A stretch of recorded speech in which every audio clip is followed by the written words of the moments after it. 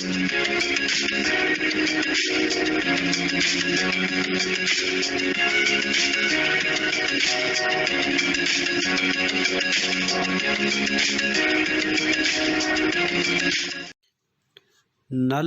और zero matrix. अभी हम करने जा रहे हैं नल मैट्रिक्स और ज़ीरो मैट्रिक्स। ये दोनों नेम एक ही मैट्रिक्स के हैं। अभी इसकी डेफिनेशन देखें। A matrix whose all elements entries are equal to zero. Matrix के अंदर जो नंबर्स लिखे जाते हैं उनको एलिमेंट कहते हैं या फिर एंट्रीज़ कहते हैं।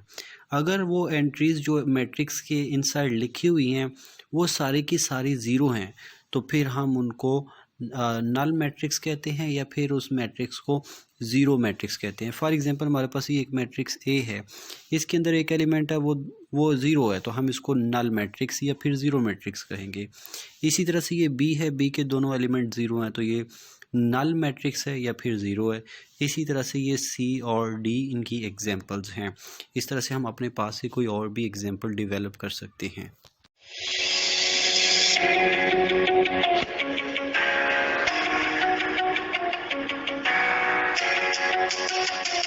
नल मैट्रिक्स के बाद डेफिनेशन आती है ट्रांसपोज ऑफ अ मैट्रिक्स। किसी भी मैट्रिक्स का ट्रांसपोज लेना। ट्रांसपोज क्या होता है, अभी इसकी डेफिनेशन देखें। A matrix obtained by changing the rows into column और column into rows is called transpose of a matrix. If A is a matrix, then its transpose denoted by A T। उसके ऊपर A के ऊपर small t represent करेंगे। अब इसका मतलब क्या बनता है? इसका मतलब ये बनता है कि फॉर एग्जांपल हमारे पास ये एक एग्जांपल है, इसमें एक मैट्रिक्स A गिवन है। ये फॉर एग्जांपल इसकी रो है, रो में है ए बी। इस रो को हम चेंज कर देते हैं कॉलम की फॉर्म में। हमने इनको कॉलम में लिख दिया ए बी और ये सी डी इसकी सेकंड रो है, हम इसको इसका सेकंड कॉलम बना देते हैं। अब ये क्या किया हम लोगों ने, इसको इस फॉर्म में कन्वर्ट कर दिया है। तो इस फॉर्म में कन्वर्ट करने को हम कहते हैं ट्रांसपोज ऑफ अ मैट्रिक्स। अब ऊपर दो कंडीशन डिस्क्राइब की गई थी, रोज़ को कॉलम में चेंज कर लें या फिर कॉलम को रोज़ में चेंज कर लें। दोनों में से कोई एक प्रोसेस करना होता है, दोनों इक्विवेलेंट प्रोसेस।